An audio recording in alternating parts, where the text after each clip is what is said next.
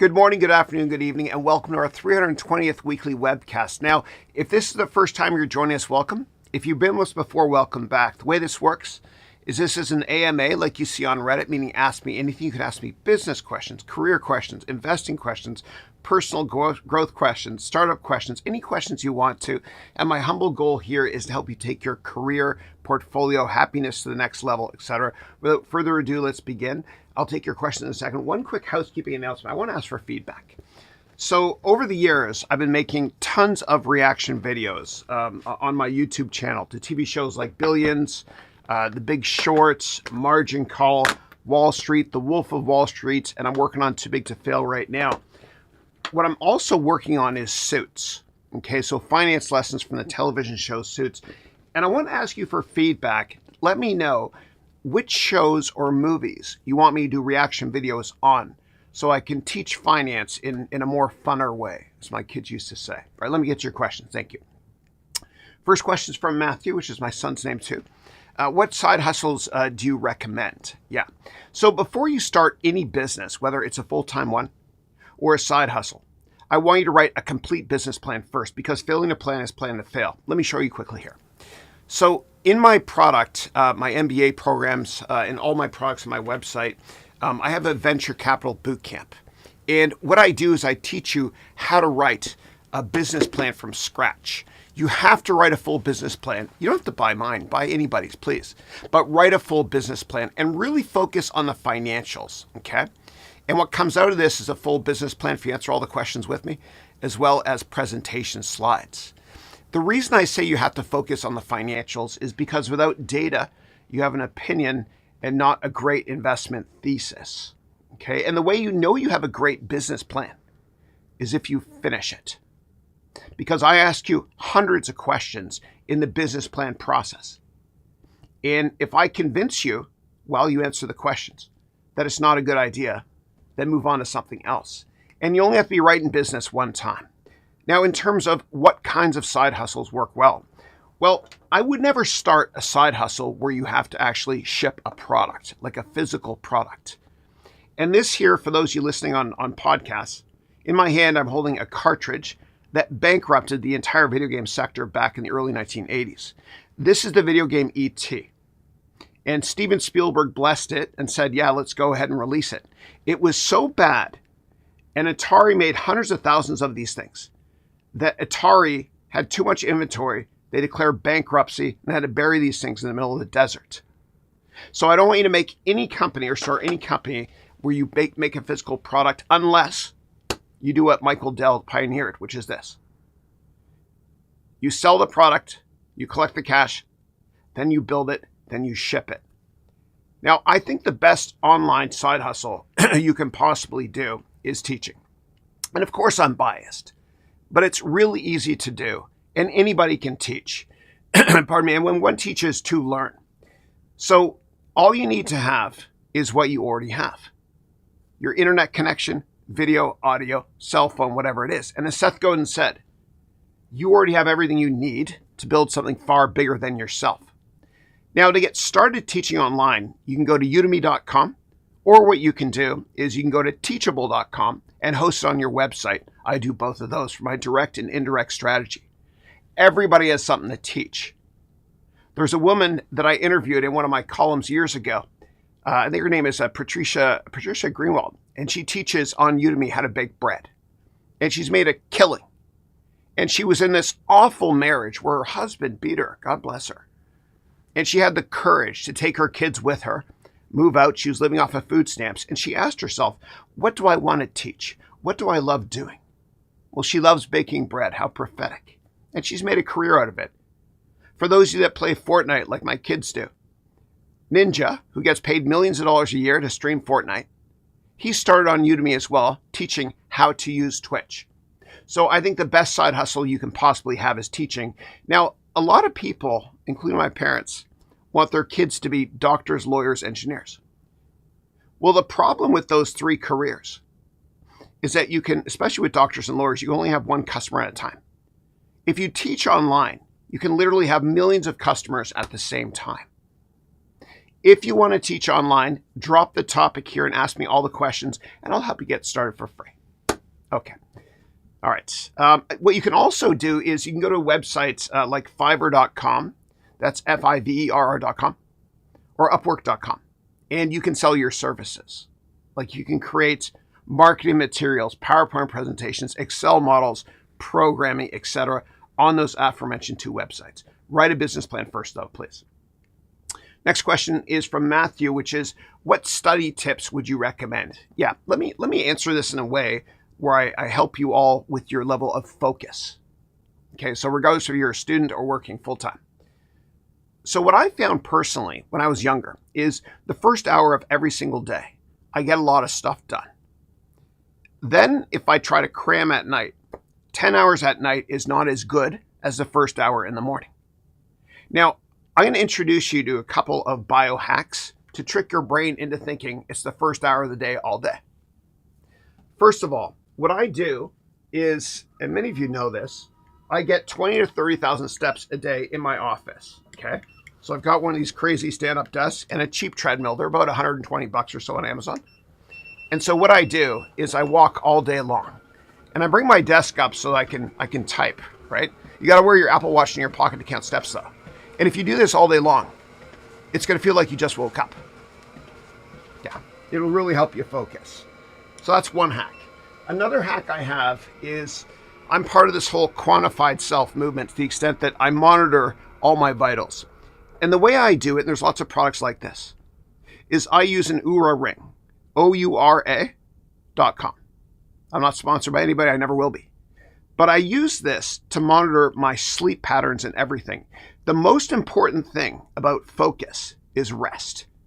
You have to get 7 to 9 hours of sleep every night.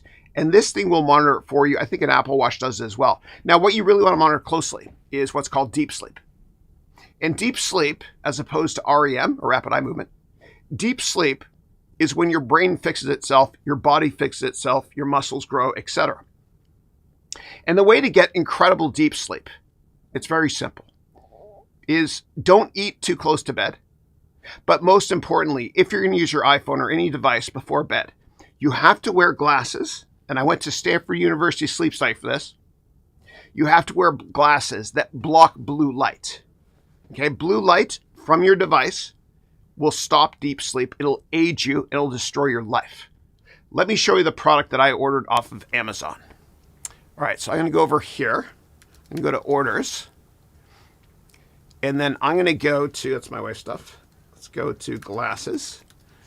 They're dirt cheap. Nobody has a patent on this, right? Here it is here. And I got it for my kids too. So this is the product right here. They're usually about $12 for 2 pairs, right? They're a dime a dozen. Nobody has a patent on it. And what this does is it blocks blue light from your devices, okay? This is scientifically proven to help you with your deep sleep. Prioritize sleep, please. Another thing I would say is if you're having problems focusing at work, it could be because you're not resting enough. Now, I humbly believe that we all need to take 1 day off a week. I don't care how much work you have, okay? Or how much schoolwork you have either. You got to take 1 day off a week. Now with me, I'm Christian. I take off Sundays. That's my day of church. For a lot of my clients, it's either Friday, Saturday, or Sunday. And our forefathers have known since the beginning of time that you have to rest 1 day a week. God created the world in 7 days or 6 days, but he rested on the 7th. Obviously, he didn't have to, but he's trying to impress upon us the fact you've got to rest. Please do that. Prioritize that. Another thing I do, which I provide all my clients with in my programs on my website, is I have them fill this out. This is a daily scheduling system. Now, if you want to get something done, give it to a busy person. This will help you focus. And you create your schedule the night before always, and you set deadline dates, goals, etc. And for more details on that, just please let me know. Or you can go to my website, HarounMBA.com, and book a call with one of my staff. We're now at, I think, about 20 people. We're growing very fast. Very exciting times. Okay, next question is from Jasmine. Hey, Jasmine. Good morning, Chris. Good morning. I'm thinking of becoming a quant. Do you think it's worth it in 2025? Thank you. Yeah, let me explain what a quant is. So when you invest, if you're a long-term investor and you analyze fundamentals, valuation, technicals, and all that stuff, you're not really a quant. A quant uses technology to be able to find patterns in data Okay, a lot of them are programmers or developers to see like there's a regression analysis to analyze what makes stocks go up or down. I prefer the other track, being a long-term investor. Now, Jensen Huang, the brilliant founder and CEO of NVIDIA, recently in an interview, he said, do not study technology in school, meaning developing. And part of that could be quant analysis. And the reason he says do not become a developer or study programming in school anymore is because AI is perfect for this. AI is the quintessential tool to replace almost all programming jobs. We're seeing this right now. Actually, at Facebook, they recently let off 3,000 or 4,000 people. And here in the Bay Area, a lot of people are worried that AI is going to take their jobs, especially if you work in programming. So I'd be very, very careful about this. Now, what should you study in university? Well, Jensen Huang said he believes that the American education system is going to pass the rest of the world in the next decade. And the reason he said that is because in the United States, unlike other countries, in the United States, you don't pick a major until the third year, sometimes second, sometimes fourth year. So what do you study? You study the liberal arts. And it forces you to be more creative and think outside the box. And it's no surprise that the late, great Steve Jobs used to always say that Apple lives at the intersection of technology and liberal arts. All right. Next question is, the market is holding up fine without all the conflicts. Do you think the market is used to it? Yeah. So the market tends to discount what's going to happen. It usually looks 6 months out if it possibly can. Now, we've known about the tension between Iran and Israel for decades now. And the market kind of expected this because, and I think it's a good thing that Iran's nuclear facilities are being taken out. I think everybody in the world agrees with that. Even the people that live in Iran, they're wonderful people, except for the idiot leadership. Now, the terrorist activities globally is driven mainly by three different groups that are backed, meaning funded by the corrupt Iran regime. That's right. Hamas, Hezbollah, and Houthis. And so there's nothing wrong with Israel getting rid of their nuclear facilities, especially because Iran has said many times over the years that they want to wipe Israel off the face of the earth, meaning they will use nuclear weapons. Now, I know that Trump is hesitating right now in terms of should we get involved or not. I hope he doesn't. But I don't mind him hinting he might. Okay, now Trump is a negotiator, as we all know. Right? He wrote that book, The Art of the Deal. I didn't vote in the last election, by the way. But he's a negotiator. So by hinting that America might get involved, it could force Iran to maybe consider peace. I don't know. And Iran already is sending fewer rockets every single day to Israel, maybe because they're running out of rockets. Let me move on. I don't want to get too political here, but the world's a better place without Iran having nuclear weapons. Yeah, but the market is kind of discounted. And again, I think it's a positive as well, right? It's a positive for the market and the world and humanity if Iran does not have nuclear weapons. I'll move on now. Yeah. All right. And one more quick thing I want to say. For those of you out there that day trade, and I've done this so many times over the years. Hey there. Please, please, please don't day trade. You will lose everything. There's no successful day traders that have been successful in the long run, I promise you. And the reason is because there's random events that make the markets go up and down in the short term. We call these black swan events, stuff you can't forecast, like 9/11, COVID, and the day that Israel or Iran were going to send rockets back and forth to each other. Be long-term focused. And also when it comes to Trump. So, Trump with the tariffs, tons of day traders went massively short the market and they lost everything. Don't do it. The longer the view, the wiser the intention. Thank you. And I say it with love in my heart always, please. Okay, next question I've got is from John. Hey, John, who wrote, have you seen the new role play feature in Udemy? I have. It's superb. Yeah, they've got a lot of great new AI features too. You wrote, it would be great to interact with Horatio, Peggy, and other characters from different divisions of Morgan Haroun Sachs. That's right, from one of my courses from many years ago. Yeah, it's wonderful. Let me show you something else that they've been beta testing. Okay, so I'm going to show you me teaching in different languages. Okay, so give me 1 second. And Udemy is working on this as well. This is just a demo through a company called Pixis. So what I'm going to show you is me teaching in English. This is Imagine a world. This is not me. This is AI. And I had a conversation with myself and this scared the hell. It was unbelievable. It's amazing. So I'll show you a couple languages quickly. Here's me doing English. It's not really me though. Where technology brings your vision to life. At Pixis, we're pioneering generative AI clones that deliver hyper-realistic human video and audio experience. So that's one. Okay. And Udemy's so innovative. It's amazing. Here's me doing French. En l'ère numérique Again, this is AI. actuelle, l'optimisation de l'acquisition d'utilisateurs est essentielle et Pixis est à la pointe. And here's me doing teaching in Spanish. Okay. La IA generativa está revolucionando la productividad creativa al inspirar y generar rápidamente actividades. Now, dude, I don't know anything in Spanish except for Yo quiero Taco Bell, but it's really exciting. And I want all of you to start your own YouTube channels, Instagram channels, etc., and just start vlogging. Put your stuff out there. I think you've got 3 or so years to do this before it's too late and AI takes over. So establish the brand of you as fast as you can. I teach all this social media stuff as well in my programs. Thanks. All right. Next question is, how long do you think the conflict in the Middle East will last, and will it eventually hurt the market? I think if Iran has no nuclear weapons left, then to state the obvious, it's a wonderful thing for humanity and the markets as well. In terms of how long it will last, I think Iran only has about 1,000 or so missiles left, and Israel has bombed tons of their facilities. So at some point, they're going to have to cave in. Yeah. And you all see the same news I see. I just pray for peace. That's all. Yeah. Okay. All right. Next question is, how good do I have to be in math if I want to be a quant? To work in finance, so generally speaking, in finance, you don't have to be a rocket scientist when it comes to math. In fact, for those of you who took statistics and calculus, there's a good chance you'll never use that in the real world in the finance industry. That being said, if you want to work for a quant fund, you might need to be very good at math. Now, I'm going to show you the website of the best quant investor in history. Okay, it's a firm called Renaissance Technologies. And Jim Simmons started Renaissance Tech back in the early 80s after he left the NSA. Of course, he's a mathematician. And his gross, it's a hedge fund, Renaissance. His gross adjusted annual returns on average since the 1980s has been over 60%.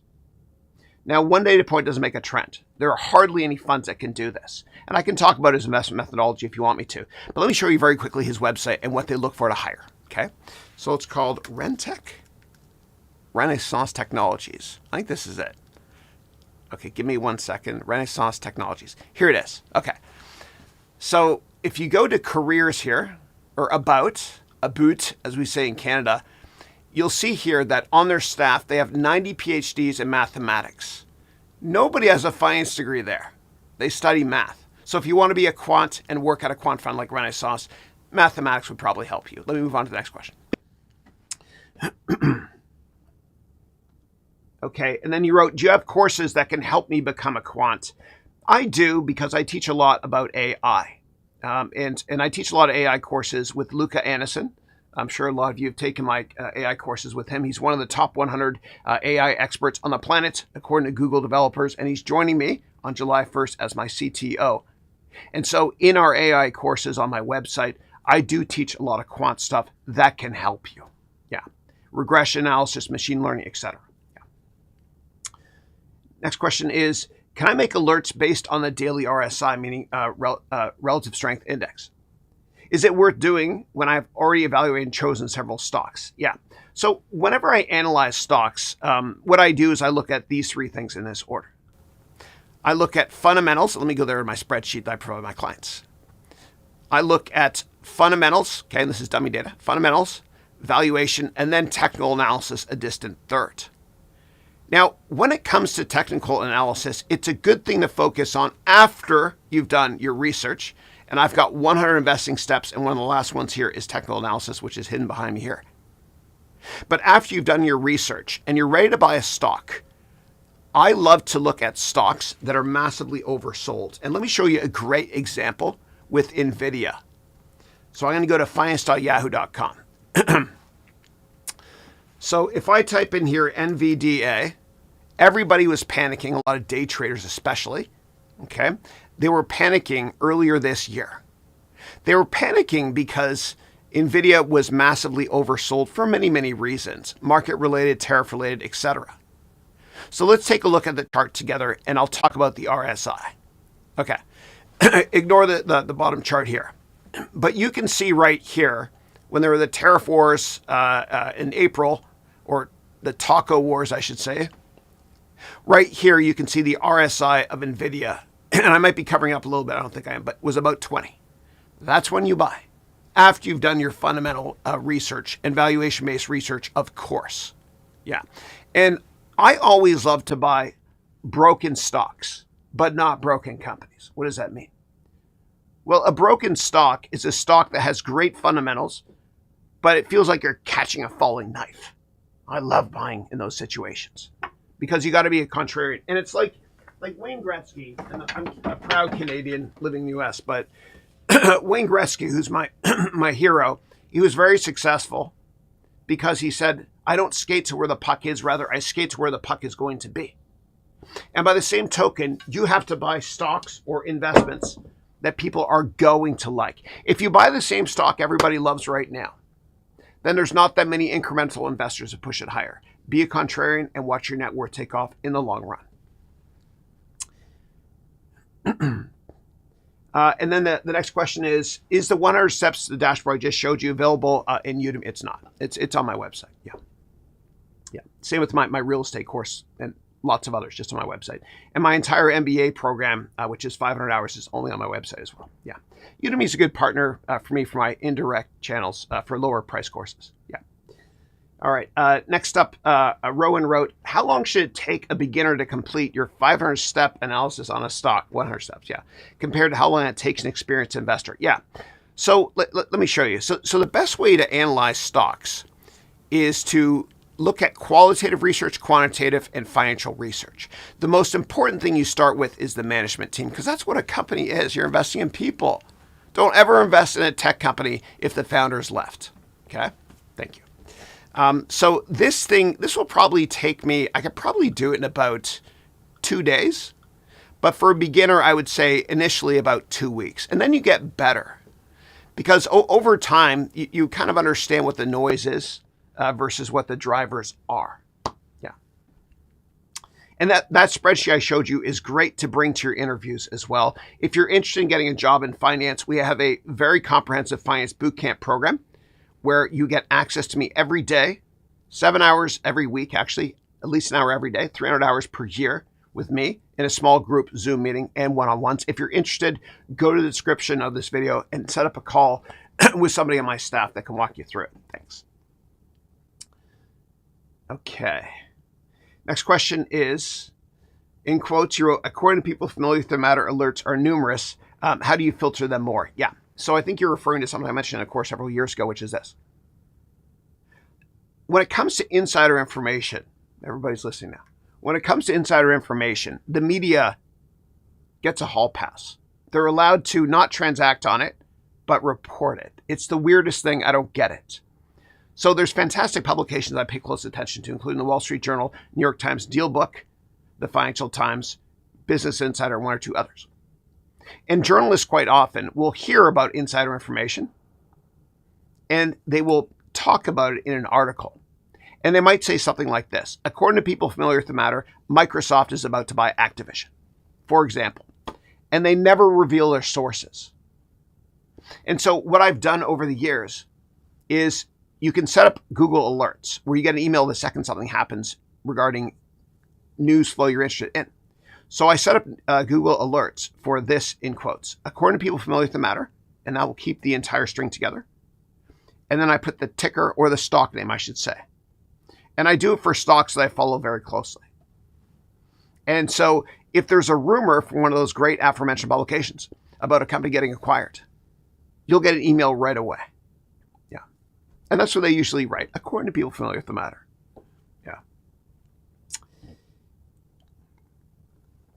All right.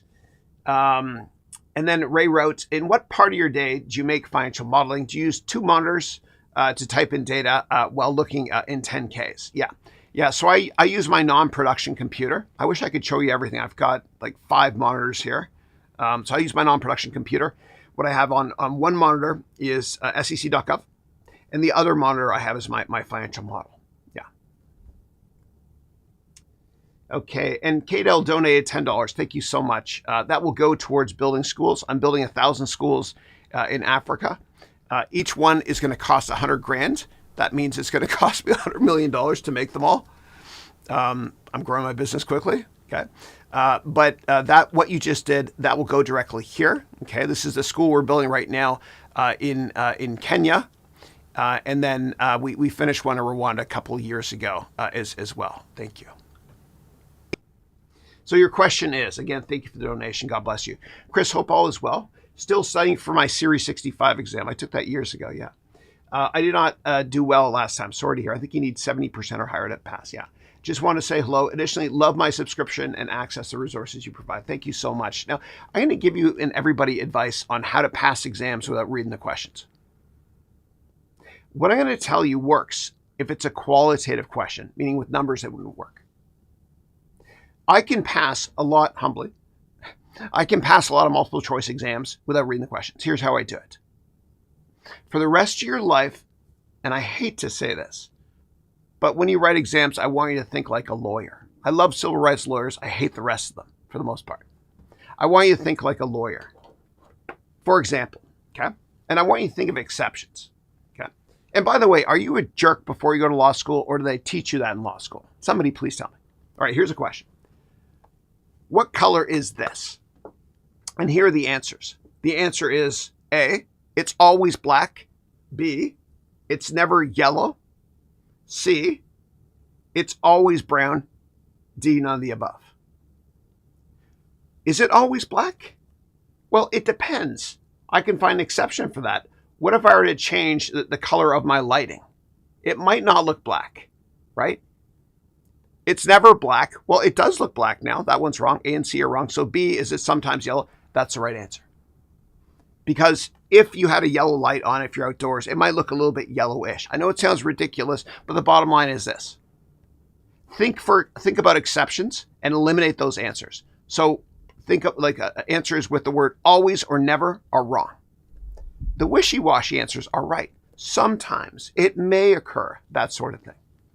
That will help you with qualitative questions only, of course. Okay. Next question is, when you model a company, do you put in the model interest expense and depreciation? Absolutely. You have to. Yeah. So what I do, and this is an income statement here, and this, by the way, is from a course I'm releasing next week. Let me show you really, really quickly. I'm really excited about it. Gary, one of my buddies, who's an investment banker, is co-teaching the course with me. He flies here tonight, and we're going to record it. It's a forensic accounting course where I teach you how to do advanced investment analysis and footnotes analysis, etc., on annual reports and financial statements using AI, and a massive report comes out of it. But you need to take a look at interest and depreciation, okay, to make sure that the company, when you read the footnotes, is not manipulating their financial statements by changing how they account for depreciation, et cetera. And I explain that in a lot more detail in the course. But you have to look at it. Interest is more important to me because that's a cash expense. Depreciation less important to me because it's a non-cash expense. I hope that makes sense. Yeah. And if you want, I can go through this in more detail. Yeah. And I love to teach with props as well, because when I was a kid, all I remember is, I don't know, show and tell what other students brought to class. Yeah. It's fun too, and I love what I do. All right. Next question is, SOUN and AI stocks are classic high-risk, high-reward growth stocks. Would you invest in unstable companies? Absolutely, if I completed the 100-step dashboard I showed you a second ago, and the risk-reward is favorable. What does that mean? Well, risk-reward means risk is how much downside do I see, usually to a technical support level. And the reward is how much upside I see. So you want the reward minus the risk to be positive. Very positive, of course. Now, I usually invest in stocks if I see if I find what's called a 5x5. What does that mean? That means a 500% return within 5 years. Am I often wrong? I'm usually wrong. But if I do the research and it only goes up a couple 100%, I'm pretty darn happy. Now, in order to do that, you can't look at mega caps like Apple, for example. You got to look at small and mid cap stocks. So what you can do if you want is look at every single AI ETF you can find. And then look at the positions within those ETFs and find smaller or mid-cap stocks. Do that 100-step template I shared with you. And if you see material upside, then go for it. Now, under no situations or circumstances should you ever make any investment be more than 5% of your portfolio. I don't care if that stock has a cure for cancer, right? We want to live to invest another day. So using that methodology, if you're going to invest in stocks in a portfolio, you got to have 20 stocks, 20 at 5% each. And I don't want you to invest more than 20% of your portfolio in one particular sector, meaning technology, healthcare, industrial, cyclicals, etc. Yeah.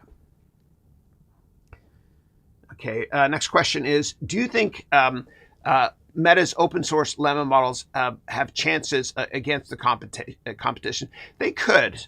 They've aggressively gone after OpenAI, which is the parent company of ChatGPT, and hired tons of developers and paid them a fortune. It could. And what I do like about Meta is that the founder is still running the company. I don't ever invest in the company when the founder is no longer running the company. Yeah. But I've not played around with it. But you can ask Luca when he joins me full-time July 1st. Okay, next question is, which public companies will likely benefit from the trend of using electric cars?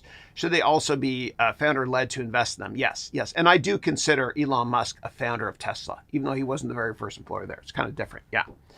So Tesla will definitely benefit, as well as Boyd and other Chinese companies. I'd never invest in a Chinese company, though, just because, and this is me, and this is not a knock on Chinese people at all, please. I don't trust the accounting, and I've been burned in the past. Now, the best way to invest in self-driving cars or alternative energy stocks is to find smaller cap ones. What I would do is this: I would go to Tesla's 10K, read the 10K, and find out who the suppliers are for them, and see if you can invest in the suppliers. And the reason I say that is because suppliers are usually smaller market cap companies where you can see material upside. Yeah. But when I think of that, and I think of any investment thesis or trend, in order to stay logical and unemotional, what I always do is this. I ask myself, in 5 years, will this company and the sector it's in be more relevant or less relevant than it is today? And I think self-driving cars will be, and AI will be, etc. And the great thing about doing that, seeing the forest from the trees, is it stops you from getting seduced into buying value traps, meaning stocks that are cheap for a reason. And never value a company based on this year's earnings or next year's. I want you to value a company based on your earnings estimates in 5 or 10 years, using the methodologies and templates I provide you with in my programs. Okay. Next question is, if you've identified some secondary winners, do you also have the requirements to be founder-led? In most cases, yeah. You can't go wrong, sort of, if you try to focus on companies where the founder is still running the company. The reason I adamantly say this is because a founder is very long-term focused. And quite often a founder doesn't even get on the quarterly call. They don't give a damn, right? They're very, very long-term focused. They're trying to make products and services that are going to move the needle revenue-wise in 3 to 5, 10 years, right? Whereas if you're not a founder and you're running a company, you're a slave to Wall Street, man. You're so quarterly focused. And you could lose your job if you don't execute in the very near term. The longer the view, the wiser the intention. Yeah. Is it a good investment strategy to buy shares in a large conglomerate, primarily in anticipation of a future spinoff of a high-growth subsidiary?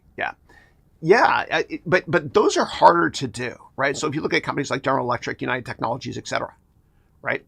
You have to actually, if you can get access to all the divisions, you have to model each division separately.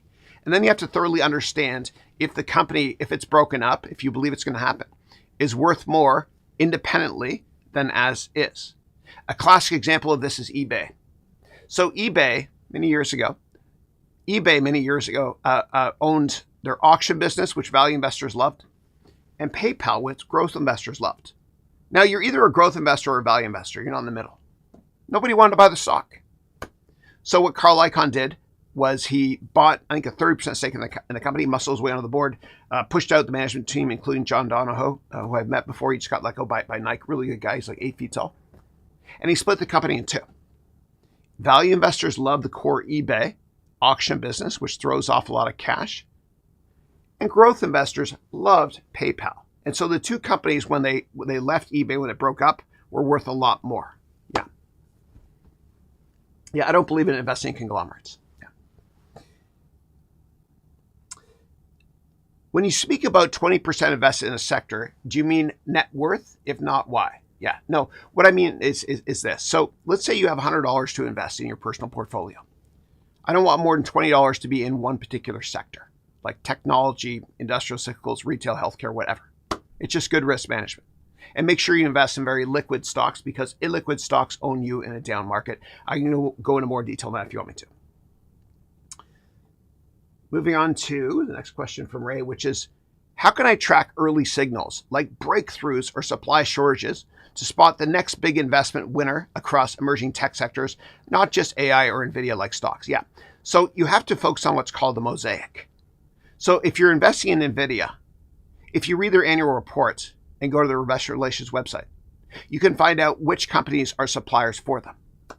Now, if those companies are publicly traded, many of them are, I want you to listen to all their earnings calls, read all their 8Ks, 10Qs, 10Ks, etc., to see if they're saying anything about supply constraints. And that will help you with the bigger picture, the mosaic, for example, to understand if supply constraints are coming. Yeah. And then next question is, would you invest in KKR so that you gain exposure to privately held companies? Not me personally. All my money goes to building schools. Yeah, I'm going to die broke. Yeah. KKR is a great company. So if you guys want to learn more about private equity, so Henry Kravis kind of pioneered the entire sector. But if you want to learn more about this, you can do two things. Number one, read the book called Barbarians at the Gate. Henry Kravis is in it. It's about their investment in the National Biscuit Company, which is Nabisco. You can also watch a great movie, which I'll do a review on soon, called Other People's Money. And that's with Danny DeVito. Yeah. But Henry Kravis went to the same business school as me. Before me, he's older than me. He was a straight C student. Doesn't matter, because you just got to know how to network to be successful in business. That's right. And he came and presented to us when I was at Columbia. And I sat front row center, and I was so excited. I wanted him to talk about how to break up companies and make money, etc. All he talked about for an hour and a half was charity. And not giving money, but giving your time to help people. And I respect him huge for that. And I want all of you to give your time to mentor other people, because when one teaches, two learn. And when you mentor other people, you're also reminding yourself of your DNA subfabric of what success is. You keep yourself in check. And then Ray wrote, thank you so much for sharing your thoughts. Thank you for being here. I appreciate it. All right, moving on to Rowan. First time I've seen you on the call. Welcome. And you wrote, who's your hero and why? Well, for me, it's Krishna. It's Jesus. Yeah. He's the most perfect human being ever. Yeah. And I will never, ever do accreditation, because I will bring God into school when I want, where he belongs. Okay. My second biggest hero is my dad. I learned a lot about business from my father. Okay, next up, Eric and John wrote, hey, Chris, how are you? I'm always great. Good to see you. You wrote, many people are asking me almost the same question. How startups from third world countries can access investor funds from the United States and Canada? Yeah, it's a lot easier than you think. So I've humbly raised and managed over $1 billion. And the way that I raise money is I network aggressively. And you can do it as well. With COVID, we've witnessed the death of distance. You don't have to be in the Bay Area to start a tech company. You can be anywhere in the world. All you got to do is leverage LinkedIn effectively. If you want, set up a call. Go to the link you see in my description on this website. Set up a call with somebody in my staff, and we'll explain it in more detail. Your network is your net worth. Relationships are always more important than product knowledge. Now, when you're raising money for your startup, don't ever talk to venture capital firms first. Why? Because the sales cycle is so long. And they're not going to be the first investor. You got to talk to high net worth investors first, because the sales cycle is short. They are the decision maker. Always talk to the decision maker in business. How do you get access to them? You network and find things in common with them over LinkedIn. Again, set up a call with somebody on my staff, per the link in the description, and we'll walk you through it. Okay, next question is, I'm now in Tajikistan, and I'm getting this question here. Same question I received in other countries as well. Yeah, set up a call with somebody on my staff, and we'll definitely help you. Give me 1 second. It jumps on me sometimes. Okay. And then Ori wrote, hey, Chris, thank you for your valuable insights. Thank you for being here. I appreciate it. Yeah. I've been doing this call for 6 years. I'm going to do it for the rest of my life. And there are people on this call that will make it to 150. And the reason why is because life expectancy today is 26 years longer than it was in the 1950s. So if you're a 53-year-old man-child like me, you're actually 27. Yeah. Okay. Ori wrote, what career path in finance would you recommend for anyone in terms of upside for turning it into your own business, but also giving you flexibility of family life, etc.? Yeah. The best job you can get in all of finance for flexibility is private wealth management. And private wealth management means managing money for rich people. And the way it works is you get 1% of the assets you manage every year, right? So if it's, I don't know, if it's $1 billion, that's $100 million, right? And the way that, is that right? No, that's $10 million, yeah. And the great thing about private wealth management is if you work in private wealth management at a firm like Goldman Sachs, Morgan Stanley, UBS, etc., you can take your clients with you and go somewhere else. Yeah, it takes a while to make money in that sector because it's all about asset gathering initially. But I think it's a great career longer term. And I hate to say this, but in the next decade or so, a couple decades, we're going to see the biggest generational transfer of wealth in history as the baby boomers move on to a better place. Yeah, which means tailwinds for private wealth management. Yeah. Okay. And Shahar wrote, hey, Chris, happy to see you. Great to see you too. Welcome. Corey Lannis, first time to see you on the call. Hope you join us again. Wrote, hey, Chris, I know I've asked before, but each CFA level is roughly $1,000 to register. Is it worth it? I think it's better than getting a traditional MBA in finance because a traditional MBA in finance will cost you over $100,000. Let me put it to you this way. Before spending a lot of money on a CFA, any program or degree, I want you to set up 100 networking meetings to see if, because the point of doing that is to get a better job. Set up 100 networking meetings. And if after all 100 networking meetings, you still can't get that job, then consider paying for whatever program it is. Your network is your net worth. Relationships are more important than product knowledge. Always remember that. And I had, speaking of relationships, I don't know if any of you guys noticed, but my LinkedIn profile went down. And I had a heart attack. I was on my 25th anniversary cruise in the Mediterranean. It went down because I think I tried to log in from overseas, and it saw the IP address. And I asked LinkedIn for help. And they said, no, you can't appeal this. Your account is closed permanently. And I was like, WTF? Why the face? And it just so happens that I met the CEO of LinkedIn, reached out to him. He took care of me, thank God. Relationships are everything. Everything, yeah. Okay. My LinkedIn is back online now, and they apologize for the mistake. Okay. All right, next up, Harmit wrote, hi, Chris. I joined your Q&A last week for the first time. Thank you. You wrote, amazing. I loved your Billions series. Thank you so much. And after I'm done with Billions, I'm doing this next. And again, if anybody wants me to do any other television shows or reaction videos on my YouTube website, on my YouTube channel, please drop the names in the comments here, in the chat, and I will do them as well. I love to teach. It's fun. And he wrote, I love your video on how to sell anything and the quote about treating celebrities as normal people and people like celebrities. Yes. And I learned that from George Bush Sr. He said, treat celebrities like people and people like celebrities. Yeah. Okay. I wanted to get your quick advice. Sure. I had my final interview for the FX trader foreign exchange role in the first week of June. Last week, the same position and location were reposted, but my application still shows under process. What does that mean? Yeah. I mean, sometimes it takes them a long time to recruit for these positions. And it's all relative. You know, if you're better than the other candidates and you did better in the interview, then you've got a better chance of getting hired. So what I would probably do is this. So once you finish any interview or informational interview, you got to document everything you talked about, okay? And if there was something interesting you talked about in the interview, right? I don't know, maybe you talked about baseball or cricket or whatever it is. Send an interesting article about that. And you can phrase it like this, and always use LinkedIn because everybody reads their emails. John, fantastic meeting you last week. Semicolon. I enjoyed our conversation. Per our conversation, we talked about yada yada yada. Here's an interesting article I found on this. Thanks a lot. Have a great weekend. That's all you sent. When they get that message, they're going to think to themselves, oh yeah, this is a good dude. I remember interviewing that guy.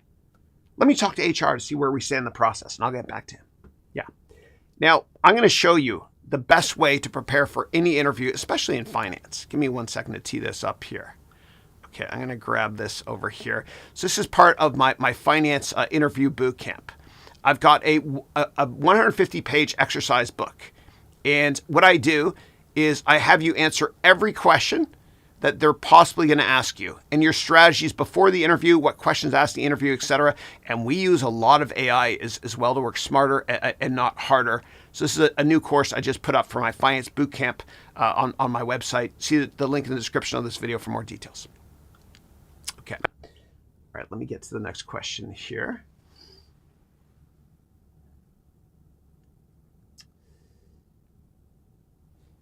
You wrote, also, I'm considering sending a short video under 90 seconds, summarizing our conversation, what I learned, and why I remain excited and interested. Would you recommend that? Thanks so much. No, what I would do instead is whatever the script of the video is going to be, I would just take the script, copy and paste it into ChatGPT and write this before you paste it. I just had an interview. I'm going to paste everything we talked about below. And I want you, meaning ChatGPT, to come up with 2 sentences to add value to the interviewer. Yeah. And if you want to do that right now, I'll take a look. Yeah. All right. Next up, Peter. Peter wrote, hey, Chris.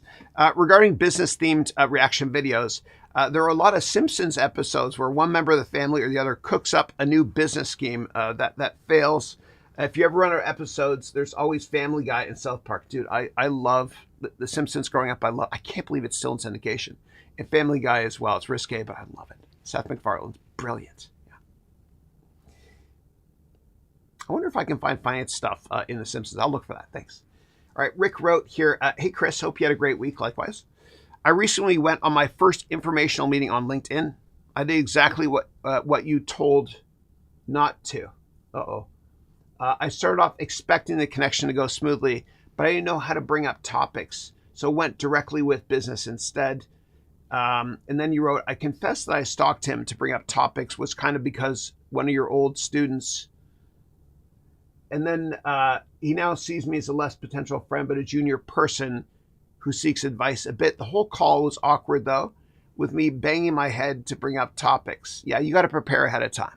Yeah. And what I do in that finance 150-page workbook thing I just showed you in my program is I help you come up with exactly what questions to ask. It's preemptive. It's like Sun Tzu in The Art of War said, every battle is won before it's been fought. Yeah. You wrote, he was open to the personal questions, but seemed more down to business, although did light up when talking about stuff we connected on. Yes. Find a connection, always. And you can always look at their LinkedIn profile, X profile, and Insta profile, see what you have in common with them. You know, if it's a sport that you love and they love, you can bring that up, like hockey or cricket or whatever the hell it is. You know, try to be indirect about it. Don't say, I was stalking your profile and I see that you also like, just keep it natural. Yeah. And just be you. And before the meeting starts, the informational meeting, I always want you to tell yourself this. I don't care how this goes. I'm just going to be me. This is like my aunt or uncle I haven't seen in years. Just be you because everybody loves you for being you. It's true. If you're not yourself and you ask somebody out on a date, you're not going to get a date. If you're not yourself when you're on your first date, you're not going to get a second date. So right before the meeting starts or a presentation or anything, tell yourself, I just don't care. That's what I do. It works, I promise you. And don't worry, everything will work out. Yeah. Okay, it's not work that kills us, it's worry. Yeah. Okay, next up, you wrote, right now AI is in high demand, low supply skill. In 5 years, how do you see it playing out? Will it be an extreme demand, but excess supply field? Yeah. So I think the excess supply field is going to be with developers. I don't recommend studying developers or programming or developing tools or programming because AI is a quintessential tool to do all of this. In terms of what is the outlook for AI? Is it really going to take my job? Don't worry. Use AI as your friend. Embrace it. Use it to help you work smarter and not harder. And if you think that your role is going to be disintermediated or eliminated because of AI, try to disrupt yourself first before the marketplace does. It's kind of like Reid Hastings, the brilliant founder and former CEO of Netflix. Initially, Netflix was DVDs in the mail. He knew longer term, he looked longer term, as founder, that business wouldn't make sense because of streaming. So he disrupted his whole business model in 2008 or 7 or whatever it was with streaming. He disrupted himself before the marketplace did. We always adapt. Like, don't worry about AI, okay? Be excited about it and embrace it. You know, historically, if you go back to the 1980s, robotics took off. And people were worried that, oh my God, robots are going to take our jobs. We adapted. In 1999, Google came out. Professors and students were worried that, oh my God, Google's going to do everything for me. I won't need to do research. I'm out of work. We adapted. In the fall of 2001, Wikipedia came out. You know, the same skeptics said, oh my God, all the research and we don't need to go to school anymore to use Wikipedia. We adapted. Same thing with AI. We always adapt. Many years ago, 96% of the US workforce was in farming. We always adapt. Okay, let me move on. Okay. Next question is, would you recommend using a free brokerage or a brokerage with low fees, but better tools? I only like to invest my money and use brokerage services from very, very large, well-known firms that are FDIC insured. Okay. If you haven't heard of the bank or the mutual fund company, God forbid, don't invest. Yeah. Yeah. And if you're not sure which brokerage firm to use, what I want you to do is this. Doesn't matter what country you're in. Find out what the top 5 banks are in your country by market cap or size, revenue. Call all of them and say, please transfer me to customer support or to your brokerage service where I can buy stocks. And then ask all 5 of those, what are the fees for buying stocks? Then pick the cheapest one. Yeah, do your research first, of course. All right. And then you wrote, do you use any specific research for India? It feels hard finding as much information as US stocks. So the way I teach, all my courses, my programs, all my templates, they're applicable in every single country on the planet. It's the exact same methodology. Now, in the United States, if you want to get access to financial documents like the annual report, quarterly report, etc., you go to sec.gov. In other countries, you can just type this in Google. What is the India equivalent of SEC? So in Canada, it's CEDAR, for example. And if you can't find all the documentation like the annual reports, et cetera, to build your financial model, you can always do a search for investor relations and the name of the company and see if they provide it. They should if they're publicly traded. Yeah. Yeah, and I've done a lot of investing in India over the years. Yeah. And I'm very bullish in India longer term. I think that United States and India are going to be best friends for life. India is the largest country in the world, largest democracy in the world, and the location is so key.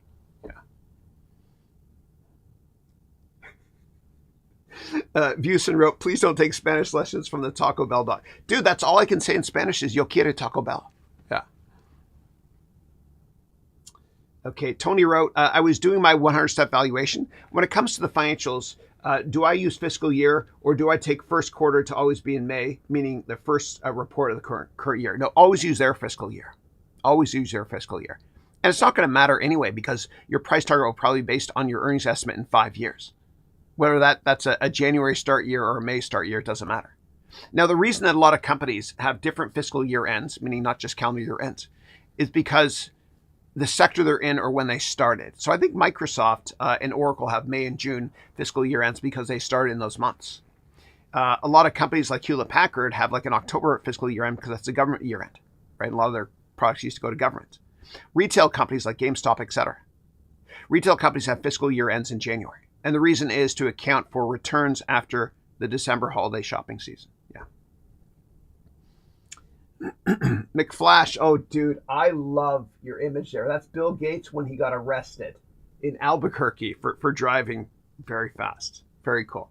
So McFlash wrote, in your opinion, what's the best business model to scale to 1 million annual net profit as quick as possible? Yeah. Whew. It's got to be something that doesn't have any hardware at all. Maybe software based, something services based, where you don't actually make a physical product, but it's digital. Yeah. Yeah. And then just so everybody knows, I don't teach get rich quick. I'm long-term focused with everything I teach. Yeah. But I respect you if you can do that. Yeah. Yeah. And whenever you start a company, you never use your own money. Always use other people's money. Always, always, always. Yeah. And never get a bank loan. And I can talk more about that if you want me to. All right. Next question is Amanos from Calcutta wrote, good morning. Hope all is well. What a week. So much to do and ask. Let's go. Yes. So you talk about compounding and long-term investment of small amounts. I did the math. If I put away $1,800 a month for 21 years, I'd be a millionaire multiple times. But does it discount inflation and currency devaluation and dollar printing spree? No. But if you keep your money in cash, cash is trash. There's 50% more of this stuff today than there was during COVID. The dumbest thing we can do is keep our money in cash. What do you do instead? Invest in other assets. So you don't have to worry as much about inflation because of this stuff or money supply if you invest in assets. The best investments for me, and do your research first, are S&P 500 companies. Yeah, they're stable. The very last company on the planet to go belly up would be the US government. And I think that American companies are much better run than the US government. Do your research first, please. Always. Yeah. Yeah. Yeah. And let me show you guys a very quick exercise on how to make $1 million, in 10 to 20 years. Okay. This is going to be really simplistic. So I'm going to go over here to my complete real estate course, which is only available to students that buy my programs on my website. And we're going to do an exercise together. Okay. So let's say you spend $2,500 every month on rent, okay? And let's say you do that over 50 years. So this times 12 months times 50 years. Okay, let me move over here so you can see it. So that's $1.5 million, okay? And let's say you're getting a 15% return on your investment, okay? And that's what the S&P is roughly annually. How much do you think this is going to be worth in 50 years? Meaning $2,500 invested in the markets, just for fun here, okay? In 50 years. Well, that's $1.5 million you're investing. What is it going to be worth with compounding with 15%? This is going to blow you away, man. $345 million. That's right. Here's the formula up here. You guys take a screen print if you want. Okay. Think long-term always. The market won't be up 15% every year, but it will be on average, in my humble opinion. And I'm incredibly bullish about the S&P 500 over the next couple of decades. One of the reasons is because of AI. A lot of companies are not hiring as many people. They're using AI. That goes right to the bottom line.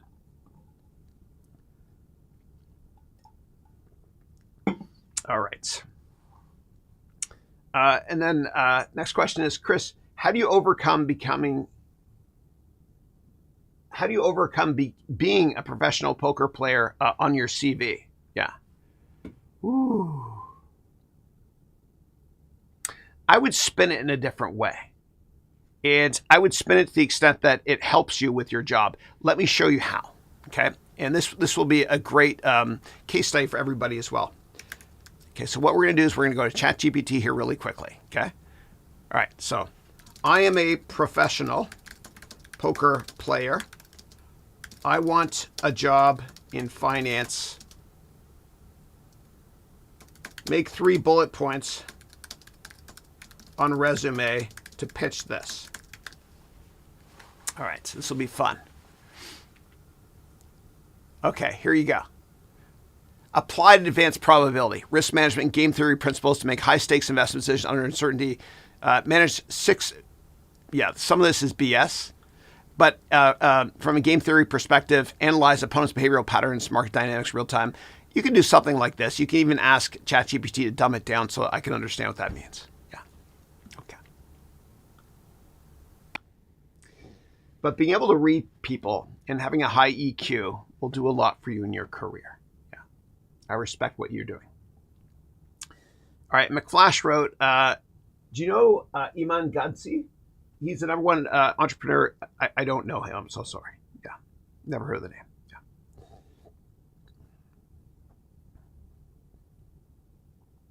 What do you think of the Mag 7 now? Magnificent 7 stocks. If you had $100, $1,000, would you invest? Yeah. So I don't give investment advice. What I recommend that you do, I know you're in my Silver MBA program. I love you. And I'll see you today in 1 hour for our weekly 1 hour Zoom call. Use the 100-step template to be able to decide if you should invest or not. Yeah. Okay. And I really believe in, instead of giving you a fish, teach you how to fish, eat for a lifetime. Yeah. And I don't want anybody to ever take my advice or anybody's advice on what stocks to buy. I want you to do the research yourself because nobody is smarter than you. And if you do the research yourself, you're not going to sell it when it goes down. That's the cardinal sin of investing. And Warren Buffett once said, the New York Stock Exchange is the only store in the world where consumers sell stuff when it goes on sale. Yeah. And I say it with love in my heart. Okay. All right. Next up, Peter wrote, is it a good idea for me to focus on stocks like Siemens, a great German company? It's kind of like General Electric, but in Germany. If I have industrials background and just invest in the S&P 500, if I don't want to spend too much time on it. Yeah. There's nothing wrong with investing in what you understand. You know, when I used to work at a big hedge fund called Citadel, my boss used to say to me, Chris, if you can't explain it, you don't understand it. So there's nothing wrong with you investing in what you understand. And that's why a lot of people that work in the technology industry make a lot of money investing in tech stocks because they thoroughly understand it. So for me, I humbly did very well in the 1990s when I worked at Accenture as a techie. I started their R&D, internet development center, did a lot of tech work. So I invested in a lot of tech stocks and I humbly did well because I invested in what I understood. You always want to invest in what you understand. And that's what Peter Lynch says. And I got a great book by Peter Lynch. Here it is here. So he wrote this great book y'all got to read called One Up on Wall Street. And Peter Lynch was the portfolio manager at Magellan, which is Fidelity's flagship growth fund in the 1990s. He did very well. And he says invest in what you understand here and try the products as well. Read this book. It's great. Yeah. Yeah. Now, if you are going to invest in industrial stocks, I still don't want more than 20% of your portfolio to be industrials. Yeah. And the cyclicals, they're extraordinarily volatile in down markets. And this is going to sound messed up, but I've done a lot of investment in industrial stocks, right? All over the world, including Siemens. You want to buy them when they're not making money. For the most part. What does that mean, Chris?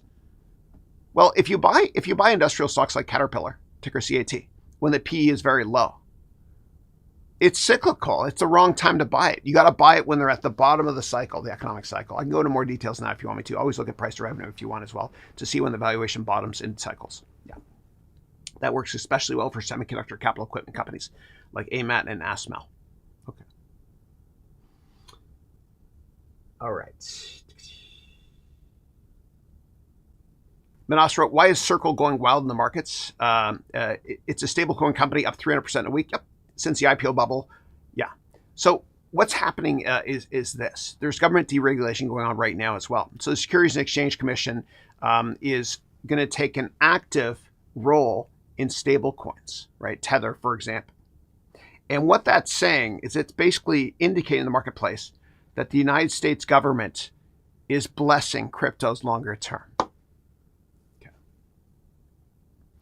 Yeah, and the bankers did a wonderful job timing that one as well. Yeah, a lot of it is the investment bankers on that one as well. I'm pretty darn sure they took a look at government policy very closely as well and timed it because of this. Yeah. Okay, and Manas wrote, your rule of 5%. Hold on a second. Oh my God, there's lots of questions. Okay. All right, give me 1 second here. Your rule of 5% is a bit confusing. What if I own just 2 stocks for life or 5? Yeah. So if you have $100 to invest, I don't want more than $5 in one stock, period. If you're not sure to do it, the other 95%, buy ETFs. And you can go to etfdb.com, that's etfdatabase.com, and you can do a screen on 5,000 ETFs. Yeah, and I can go there with you if you want me to. Okay.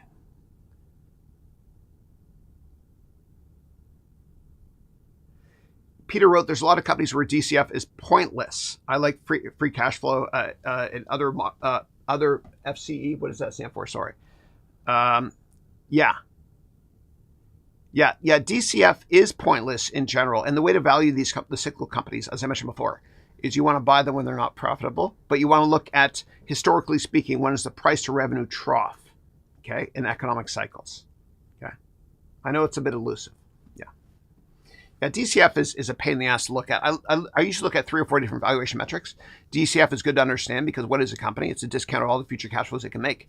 But DCF is ridiculous because there are so many unknown variables when you calculate the weighted average cost of capital, et cetera, or the terminal value, which can quite often be 90% of the value of a company. Yeah. Garbage in, garbage out. I'm with you. I like PE. All right, Mr. Mask wrote, big love from the Netherlands. Bigger love back to you from the Bay Area here. Thank you. On the left coast, west coast. Okay. All right. We live in interesting times, eh? LA wrote, hey, Chris, hey. How do you start a career as a private wealth manager? What professions in finance are under the danger of development of AI? Thank you. Yeah, I think that private wealth management is protected. Now, 75% of all jobs at investment banks are sales jobs. Private wealth management is sales oriented. It's about asset gathering. Okay. And the best way to get a job in that sector is you can sign up for my Finance Bootcamp product if you want to go to the description of this webcast. But step 1, make an amazing LinkedIn profile, which I do for you in my program. Step 2, set up tons of informational meetings. Step 3, learn how to answer all questions in finance, which I teach you as well. If you set up 100 informational meetings, I guarantee you, most likely, you will get a job in PWN. Yeah. And the reason why I'm not worried about AI with that is because I don't think AI is going to replace a lot of sales roles. Okay. So I don't trust computers, neither do you. I don't trust AI. Nobody does. I trust people. I think we're safe. Yeah. For direct sales, at least. Yeah. All right. Jason, God bless you. Thank you for the $20 donation. Again, that will go to the schools we're building. Now, just so you guys know, I don't have a charity. So the schools I built, the charity names are in the names of my students in Africa. So I don't get the benefit at all. Okay, just so you guys know. But thank you so much for that, Jason. God bless you. Yeah. And I miss Montreal. I went to undergrad there. That's where I learned how to drink. I don't drink anymore, but I don't drink any less. Yeah. Okay. So Jason wrote, hey, Chris, fellow Canadian here in Montreal. I love the content. Thank you so much. Can you give us your thoughts on the mortgage broker business? Thank you, Jason. A little something to help with building the schools. Love the project. Thank you so much, dude. All right. Set up a call with me, Jason. Jason, email support@harounventures.com. And I'm going to give you a one-on-one teach-in on that. And I'm also going to give you my complete real estate course to help you with the mortgage brokerage business a lot. Yeah. But basically, it doesn't really matter if it's mortgage brokerage or any other product. It's all about sales and relationships. Relationships are more important than product knowledge. Set up a call with me, please. Thank you. God bless you. Let me click the like button. Thank you.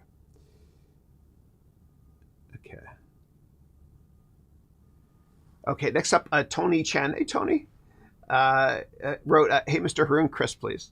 I'm a student of yours on Udemy. Thank you. I'm currently thinking about opening a store. My issue right now is finding the landlord agent contact information. Can you give me advice on where to look? Yeah. It's when it comes to real estate and opening a store, et cetera, it's all about location, right? So you want to be in a high trafficked area. What I'd probably do is I would probably hire a real estate consultant to help you with that. It's going to cost you a bit of money. And please, okay, I'm going to get down my knees here.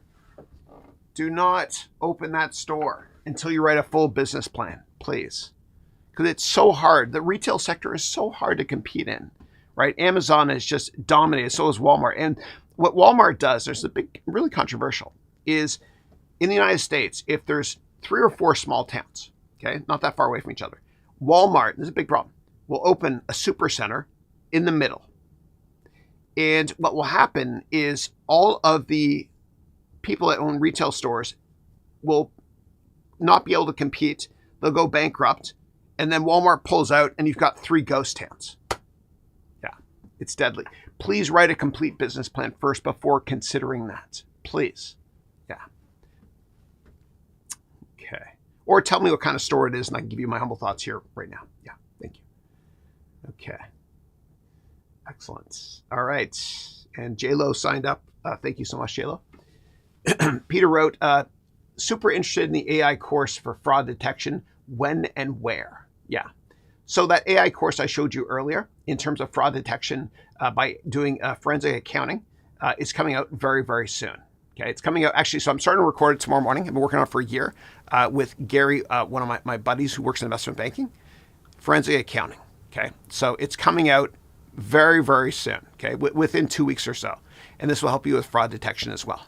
And what comes out of this is the usual one-page executive summary you can print, as well as a massive, massive detailed write-up as well on any company you want to analyze. And the fun thing about it is we do case studies on Tesla.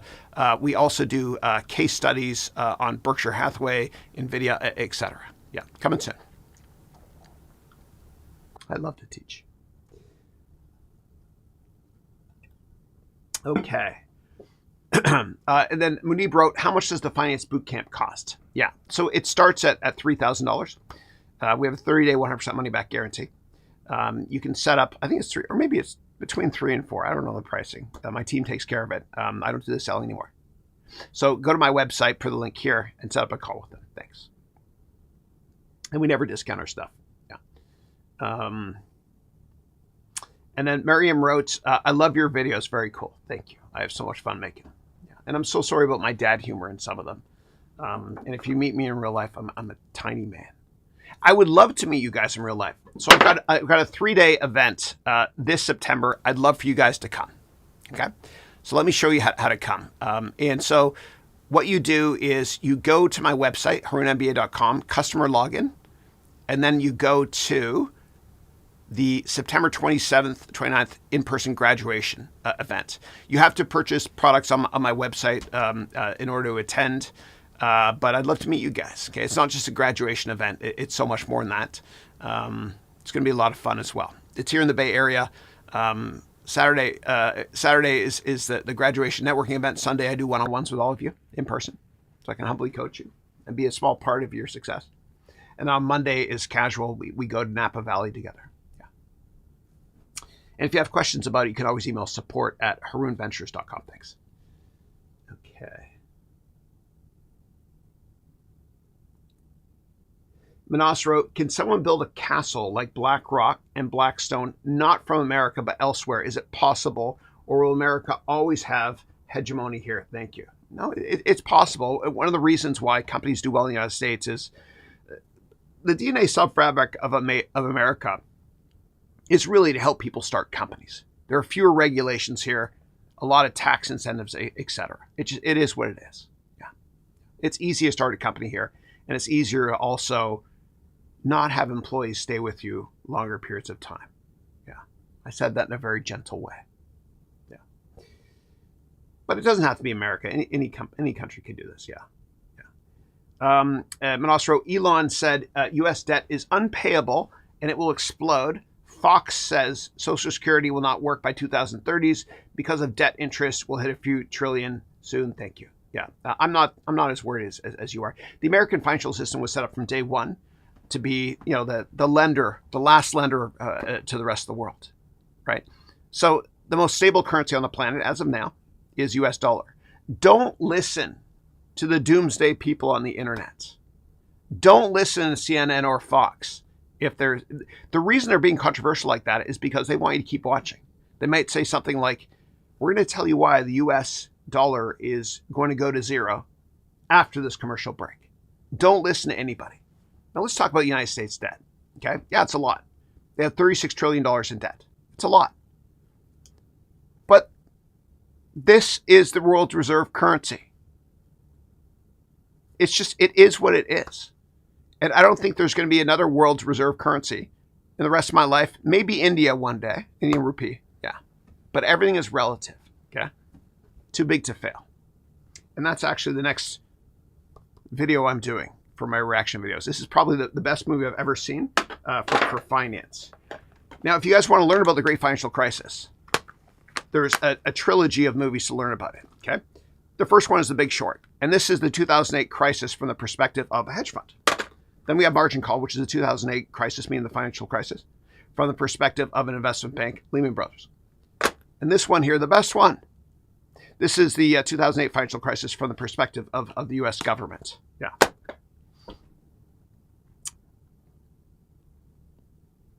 Okay, Miriam wrote, we're experiencing hard financial times. In your opinion, why do you think we are financially struggling in a whole because of global wars or unfair wealth distribution or bad allocation of funds? Yeah. Well, the uncertainty of tariffs, tariff wars, as well as, uncertainty with respect to Ukraine, as well as Israel-Iran. That definitely hurts, and it's driving up the price of oil a lot. So the price of oil is at $75 right now. Oil goes into every single product we make almost, right? So that's one issue I agree with. Unfair wealth distribution, to a certain extent, I agree with that as well. What's not fair in the United States is the tax code. So in the United States, the 20 richest families only pay 20% tax per year. Billionaires don't pay taxes unless there's a taxable event like selling shares. I think that, and look, I am a capitalist. I'm a libertarian. I'm not Republican or Democrat, unless I really like the Republican, like Ronald Reagan, who I loved. That's why I live in the States. But we have to come up with a new tax code whereby anybody that is a billionaire pays tax every year, regardless of taxable events. Yeah. Bad allocation of funds. It all depends. It all depends where you live. Yeah. But I humbly do believe, and I'm biased, that education and charity fixes every problem in the world. This is why I do what I do. Right? Malala once said, with guns, you can kill terrorists, but with education, you can kill terrorism. I think every problem in the world is fixed with education. And that's why I'm dedicating my life to it. Yeah. Okay. And for more details on that, just go to my YouTube channel. The video on my homepage there on YouTube is my TEDx talk I gave 8 million years ago. Okay. A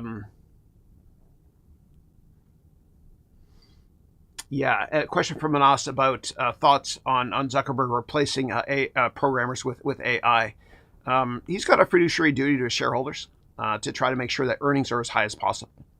And so a lot of companies in the Bay Area and a lot of employees are terrified here in the Bay Area. I think Bay Area real estate is not a good investment. So a lot of people here in the Bay Area where I live are worried because there's a lot of developers here and AI is taking their jobs. It's happening in real time. Yeah. Don't study development or programming anymore, please. Yeah. Okay.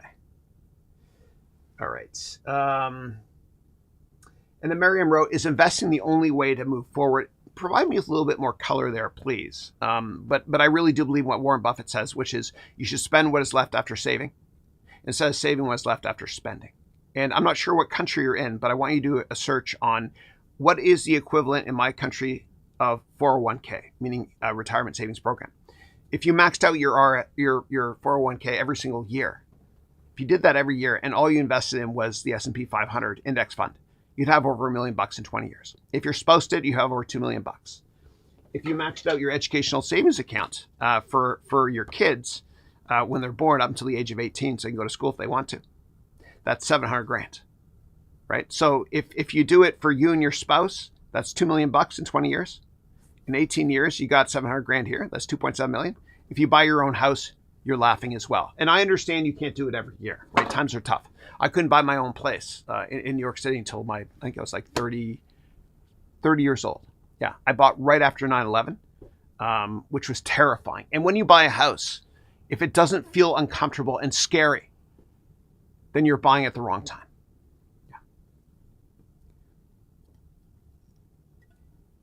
Yeah. All right. Okay, Yulia wrote, on AI, you spend a lot of energy also, and just to compare the first date intellectually, which is correct. Yeah, energy is definitely a big issue. These data centers, they use a lot of energy. Yeah. It's scary, actually. Okay, and then Peter wrote, where can I get or buy that template I showed? So you can do it, just go to the description of this video, and then click on the link to set up a call with somebody on my staff. And then Manas said Reid Hoffman, who's the brilliant co-founder of LinkedIn. Reid Hoffman said most of beginner jobs will be gone and those saying otherwise are using band-aids to cover bullet wounds. But he says human quality like empathy and logic and forecasting and emotions. Yeah. I respect Reid Hoffman a lot. And by the way, I want you all to read a book he wrote called The Startup of You. It's the best networking book ever written. It's a good investment for you. But I don't agree with him. He does work in venture capital at Greylock. So maybe he has a better view on the world than I do. If you guys want to understand AI trends, I recommend only listening to Sequoia. Okay, which is the #1 venture capital firm on the planet. I'm going to show you exactly what to do. Okay, so let's go to Sequoia Cap. Hold on a second. This will be worth it. Okay, so I'm going to paste this link here in the chat. Okay, and you guys can't put links in for some cray-cray reason. YouTube doesn't let you. I don't know why. Okay, so if you want to understand what technologies to use to take your career to the next level, or disrupt yourself, or make money, or be more efficient, you're going to go to this link and you're going to use these products here. Consumer products here, okay? Enterprise products right here, like Glean, for example, is a product that's kind of like Google, but for your entire infrastructure using AI, like localized search. And if you guys are super techie and you want to use AI tools, you can scroll down to the generative AI infrastructure stack and use these tools for any sector, subsector within technology that you want. Why are we listening to Sequoia? Well, my dad told me when I was younger, don't ever take advice from somebody that's not successful. So that means don't ever take my advice. But Sequoia is the best venture capital firm on the planet. Now, the top 10 venture capital firms on the planet have 1% of their investments as unicorns, meaning companies with $1 billion valuation or higher. Sequoia has 5%. They're unbelievable. So I listen to Sequoia, almost every word they say. They're not always right. But anyway, stick with this infrastructure stack here and these products here, and you can't go wrong. Don't waste your time with other sources when it comes to AI. Okay. And then Matan wrote, getting attention from investors and employers continues to be difficult. Yeah. So, and this, Matan, we've spoken before about this a lot. Reach out to high net worth investors for that certain venture capital fund you're trying to sell. Okay. And then also, please look into that UBS PWM job, given the contact you have. And I'm happy to talk to you about it in more detail later today at 10 a.m. Pacific time in 45 minutes. Yeah, on my weekly Zoom call. Yeah. Okay. Good to see you. All right. Okay, next question is from Cheesecake, who wrote, what finance skills should one learn to earn some regular side income? So basic wealth management. Okay, so basic stock selection, which I provide you with all the templates in my program. I would get in the habit of having money taken out of your account every 2 weeks out of your paycheck. So out of sight is out of mind, and put directly into ETFs. Okay, and make sure that it's tax protected. So if you're in the United States, make sure it goes in your 401k. If you're not in the United States, do a search on what is a 401k equivalent in my country's name. Yeah. So initially stick with ETFs. Okay. And then longer term, if you want to sign up for my programs or whatever, you can do research on single stocks as well. Yeah.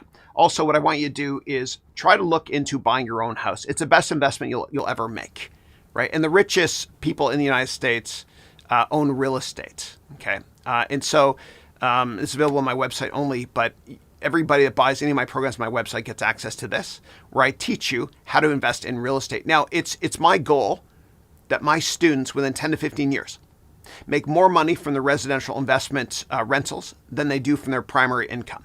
This is the best investment you'll ever make, is buying your own house or apartment, because you're not wasting money on rent. And also, you get unlimited, that's right, unlimited interest rate deductions if you have a business and you own a lot of residential real estate. Yeah. Okay.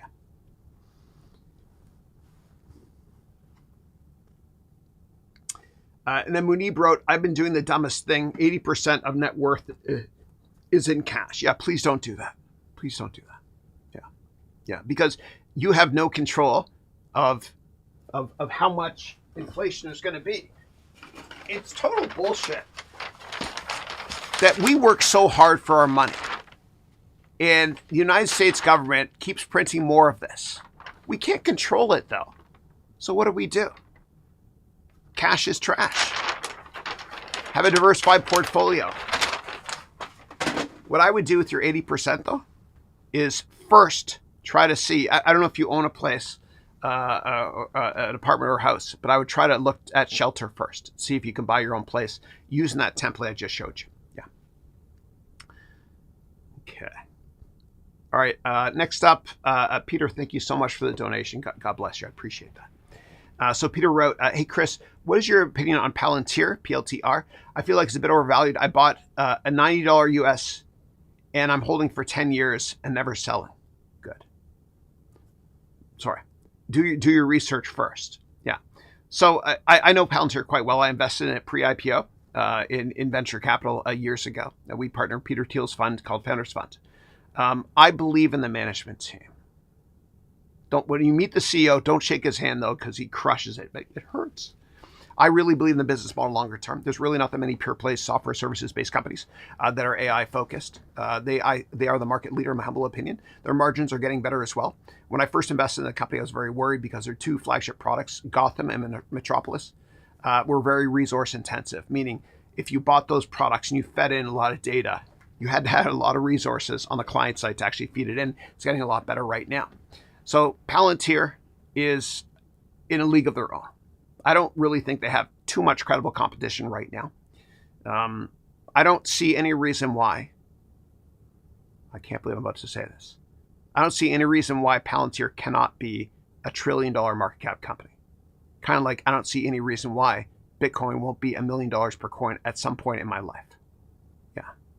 Create your own financial model first, please. Use my 100-step template to do your research on the company and value the company based on your earnings estimates in 5 or 10 years. Okay? That's the best way to invest and you'll sleep well at night. I love the company. Okay. And I own it. Yeah. And I have for a long time. So Palantir, so the Obama administration would not have found Osama bin Laden without Palantir. They used their software to find patterns in the data before AI was a great catchphrase.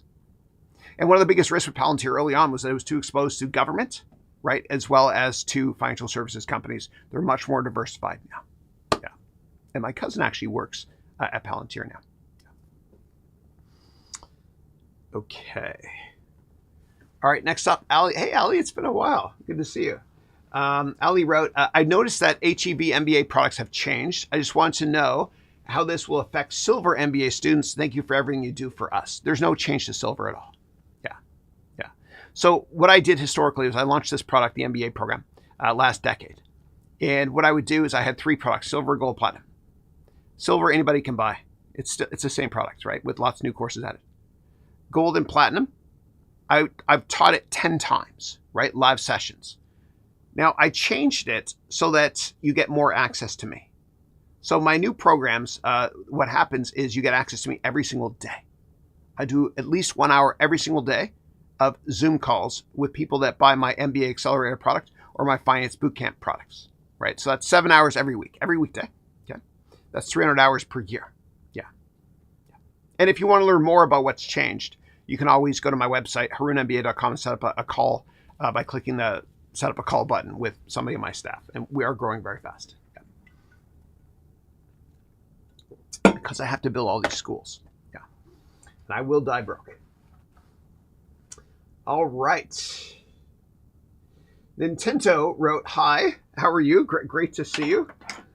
And it's so funny the way you spell your name, because when I wanted to buy the Switch, and yes, I ordered the Switch 2, it comes next week. I can't wait. But when I bought the Switch 1, it was sold out everywhere. So what I did was I spelled Nintendo exactly like, I think, the way you spell Nintendo, which is different from this.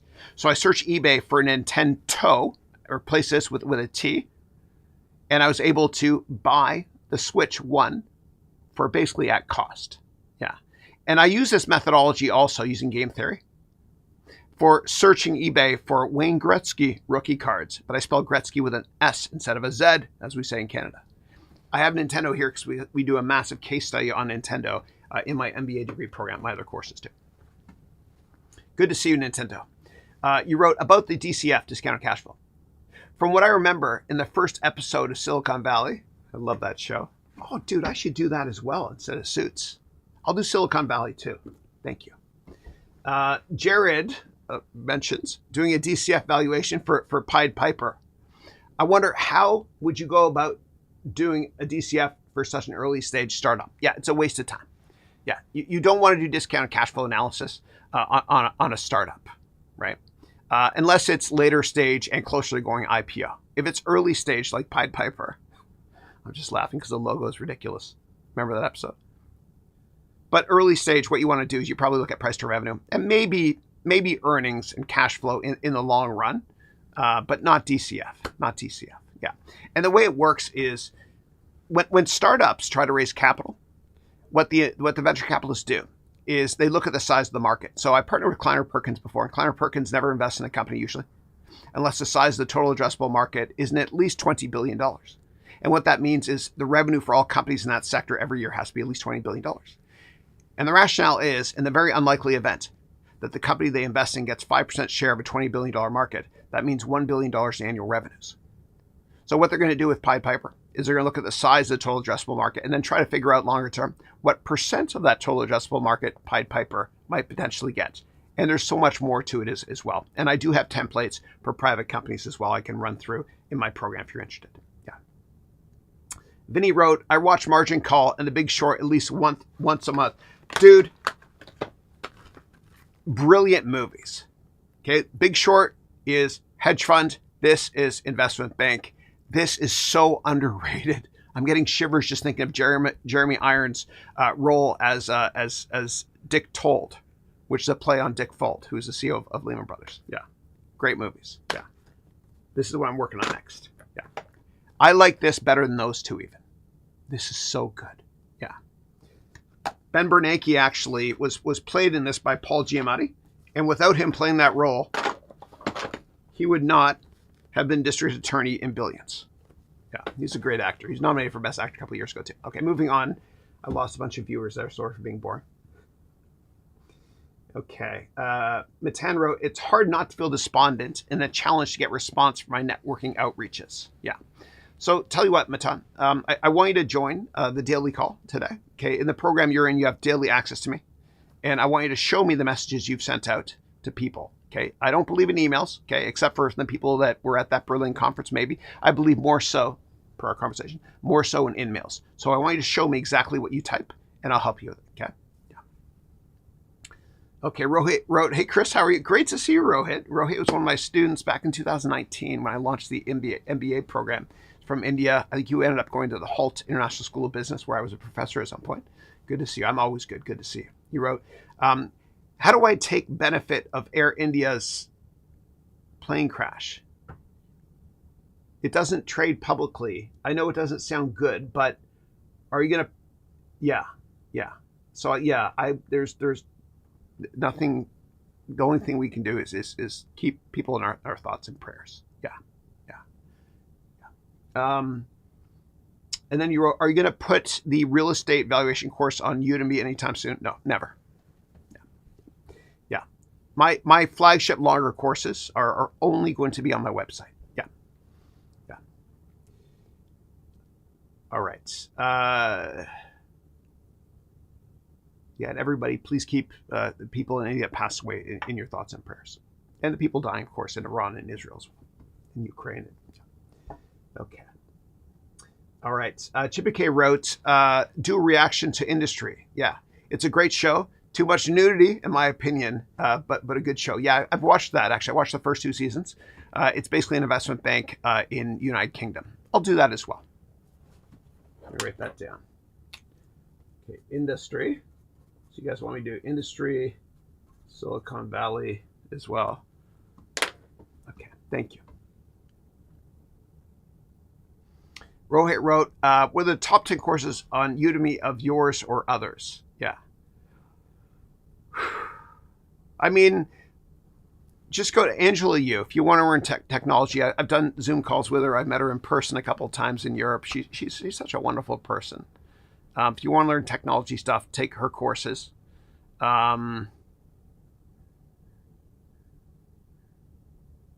Kimbrel's courses if you want to learn anything about business. Yeah, I'm not really that close to it. Yeah. Although they're a great indirect distribution partner of mine, and a small but meaningful part of my revenue. Yeah. Okay. And then Rohit wrote here, do you buy airline tickets based on price?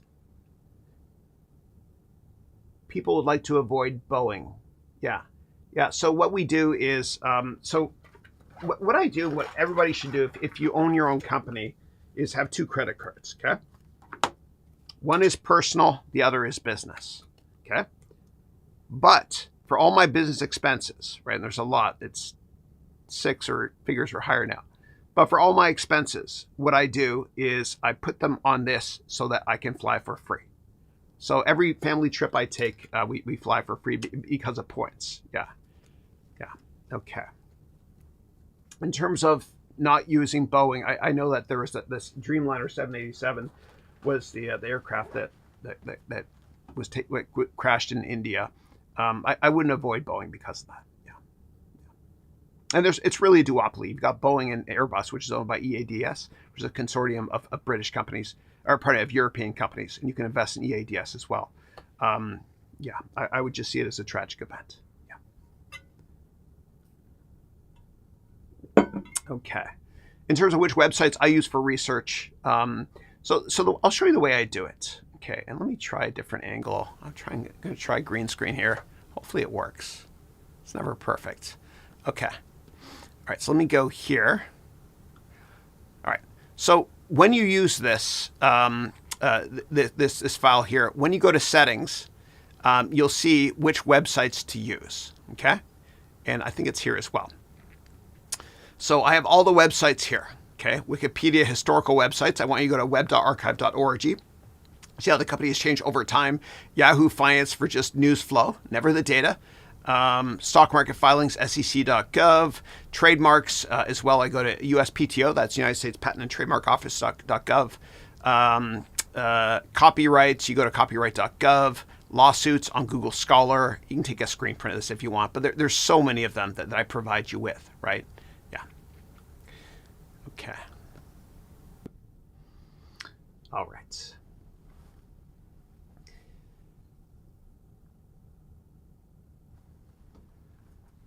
Peter wrote, I feel like investing in dividend stocks or ETFs has no use for young people. Yeah. I have some stocks, I agree with you. I have some stocks with dividends like NVIDIA, Bessie, but I bought growth. Yeah, that's exactly how I work. Now, to each their own, chacun son goût, do your own research first. But when you're younger, you want to invest in growth stocks. And the way to decide what percent of your portfolio should be in growth versus value stocks is as follows. You take 100 minus your age. If you're 20 years old, 100 minus 20 is 80. That means 80% of your investment should be in growth stocks after you've done your research, and 20% in, value stocks, meaning stocks that are big, that have dividend yields. Okay. Now, conversely, if you're 95 years old, 100 minus 95 is 5. 5% of your portfolio at the age of 95 should be in growth stocks because you don't have that much time to make it back. And then 95% should be in value stock, lower risk. Yeah. Okay.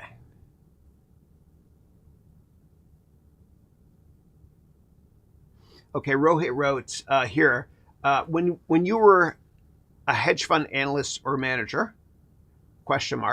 Yeah, I was an analyst, portfolio manager, and founder. Which websites you saw? Yeah, the ones I showed you are some of them. Okay. I also used something called Street Account at that time. It's kind of like Seeking Alpha, which used to sponsor my YouTube channel, but I cut it off because they give investment advice. I didn't like that. How did you start your day? Yeah, so I would get to work. So when I worked at Citadel here in the Bay Area, I would get to work at 5 a.m. Because that's 8 a.m. New York time. I would analyze all the news flow overnight for the sectors I looked at, software, internet, stocks, etc. Then we'd have our morning meeting for a half hour before the market opened, like all hedge funds do. And then what I would do is I would try not to watch stocks all day, but I would do investment research. Yeah. I would monitor the software internet stocks I covered. I would also, if it was earnings season, I would stay in my office and update my financial models. If it was in between earnings seasons, earnings season is 4 times per year, I'd be out of town meeting with software companies who are down in Silicon Valley, meeting with a lot of startups. And I would also, go to conferences out of town. Yeah. Okay. All right. All right. Harmit wrote, hey, Chris, here's the version I'm thinking of sending. Yeah. And if you try to send a hyperlink, unfortunately, YouTube doesn't allow anybody to send hyperlinks over chat. But you wrote, thank you again for your insightful conversation earlier this month. You're most welcome. I left even more excited about the possibility of working closely with the team. Awesome. Thank you. You wrote, I'm passionate about the dynamic environment of foreign exchange and enjoy the challenge of supporting client transactions, enhancing. Okay. Yeah. Yeah. Thank you. Thank you so much for that. I appreciate it. And I'm not sure which product you're in, but we've got our Zoom call starting in 19 minutes. You can ask me then. Yeah. Thanks. Rohit wrote, what are unusual things that Wall Street pros look for? Yeah. So they're basically looking for any pattern between that makes a stock go up or down. I know it's a weird thing to say, but for example, they look at regression analysis closely. So what I used to do is I used to look at insider buying and selling of stocks by C-level executives and how the stock performed 1 year later, right? So looking for regression analysis that way. You're asking for unusual stuff. Another unusual thing that I used to do was this. If a founder of a company bought a sports team, I might look to short the stock after doing tons more research because they take their eye off the ball. And we saw this with Elon Musk in terms of side projects. When he bought Twitter or X, Tesla stock got crushed because he wasn't focused on execution. By the same token, when he kind of joined the Trump administration last year in July to help in Pennsylvania, et cetera, he took his eye off the ball on Tesla, and execution suffered because of that sort of thing. And there's many other things. What some hedge funds do, and I don't do this, and I never have, and I don't know anybody that's done this, but some hedge funds, what they do is they rent satellites. They rent satellites, and they count the number of cars in parking lots for publicly traded companies in the sales department at the end of a quarter.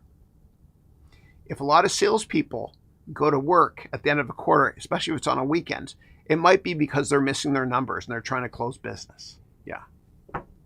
And there's lots of other things I can tell you. Yeah. There's a lot of corruption as well with hedge funds.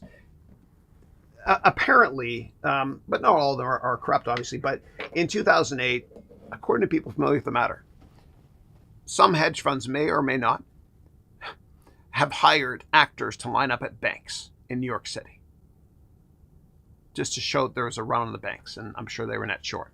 Yeah. Okay. Next question is, what are the top finance or business movies you must have? Yeah. So I would say in terms of finance movies, for me, probably number one is the movie Wall Street. I know every line from this came out in 1987. Michael Douglas got Best Actor for it. That's number one for me. Number two is probably going to be Too Big to Fail, which I'm doing a reaction video on soon. Number three is Margin Call. I absolutely love it. The acting is superb. 4 is The Big Short. And then number 5 is The Wolf of Wall Street, which I've already done. Yeah, it's funny too. Okay. And the head of compliance actually is my client now from Jordan Belford's firm. Yeah, former head of compliance. Yeah, who did nothing wrong. And he told me a lot of stuff in that movie was accurate. Yeah. Or he may have been the head of compliance. All right.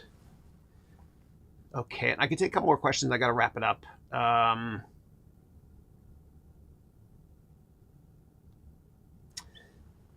Okay. Next question, Manas wrote, thank you for everything, my mentor. See you in a few minutes in the house of Haroun Habibi. See you. God bless you all forever. Thank you. Thank you for the emojis. God bless you. Namaste. And the next question is the United States going to have a hegemony in equity markets because of great tech companies and AI products? How will world equity, specifically the EU markets, compete, if ever? Thank you. Yeah, I'm not that skeptical. I believe a lot of great innovation comes out of Europe and other countries. Yeah. United States does have a dominant foothold, though, when it comes to technology companies, that's for sure. And it's fascinating because historically in the United States, when one company gets too big, the government breaks it up for antitrust reasons, like they did with AT&T back in the 1980s. Now, it's interesting because the Department of Justice, the United States government, has not broken up big tech, right? It's obvious to me that a company like Google, great company, they own the two biggest search engines in the world, Google and YouTube.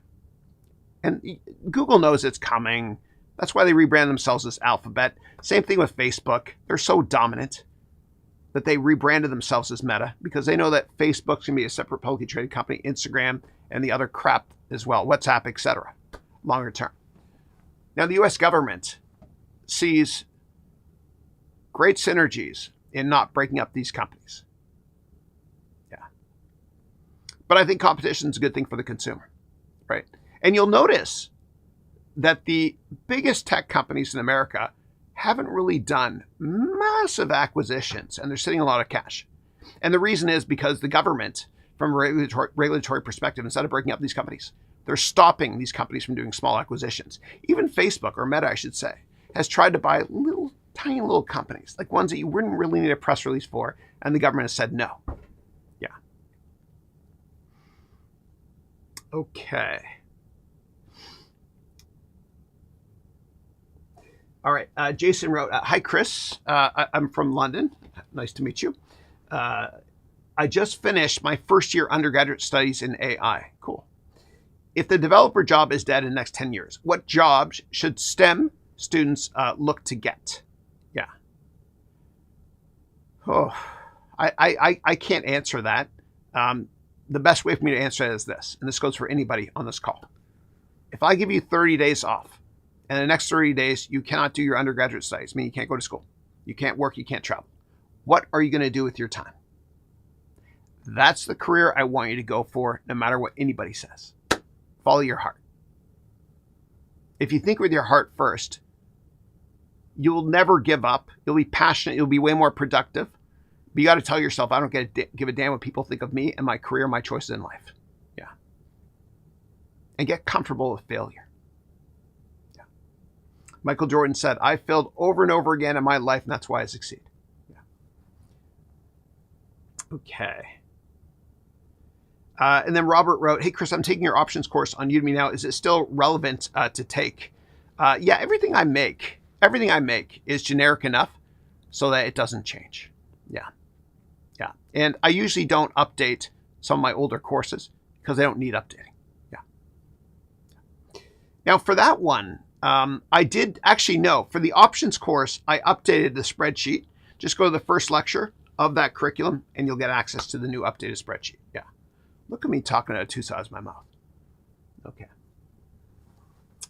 All right. Sanjay wrote, hey, Chris, can you please explain more on regression analysis with examples? And also, did you work as a quant?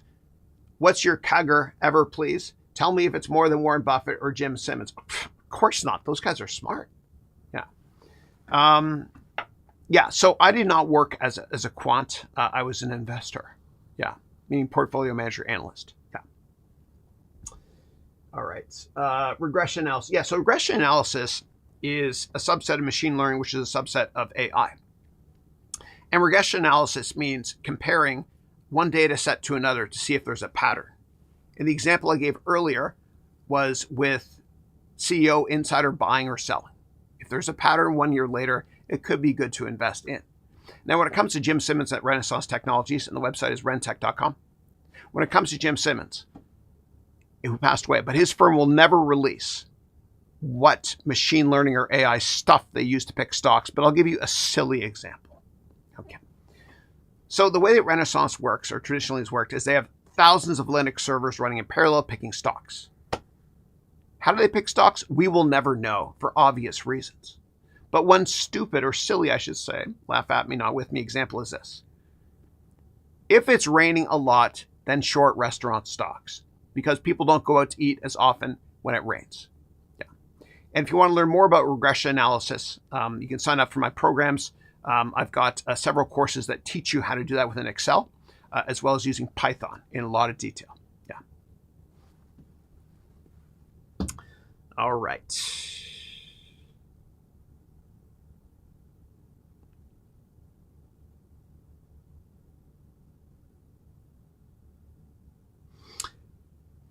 Apart from modeling and valuation, what skills must have for hedge fund people?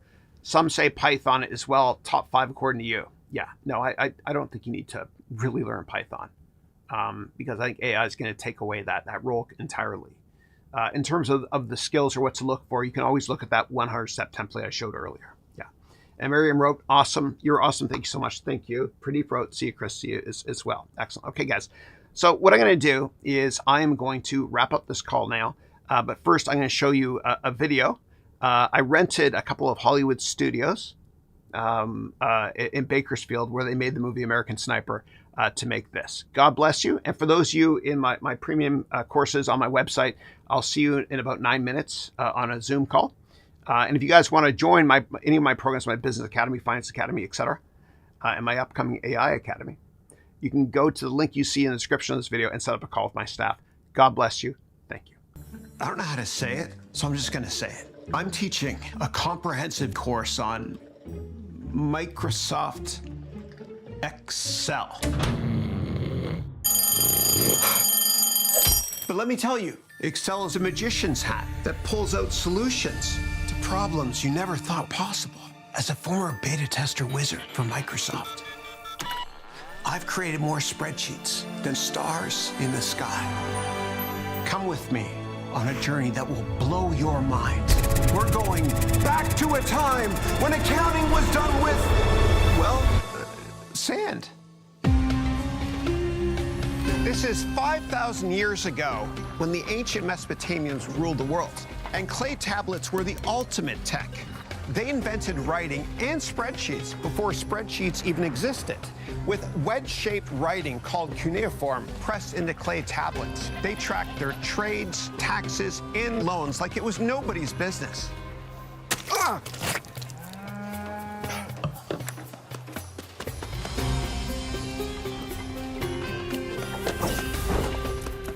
I think I'll add new shoes to the miscellaneous expenses column.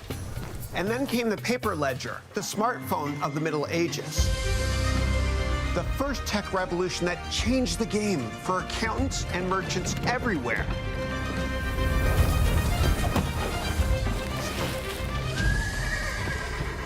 It allowed them to record several hundred financial transactions per day, a step up from clay tablets.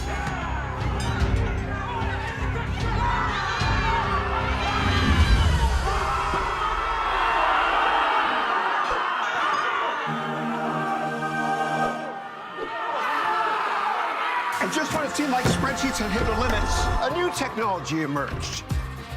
Computers with raw power at your fingertips. Programs like VisiCalc and Lotus 123 allowed for thousands of calculations per day. But with great power comes great responsibility.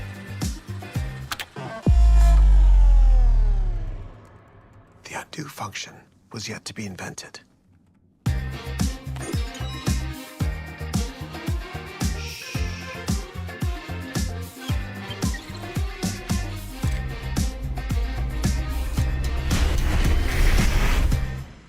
And today, Excel can do billions of calculations per day. So next time you open up the app, remember the journey it took to get here. And who knows where we'll go from here. Join me and unlock your full potential to wield thousands of years of history like a true wizard.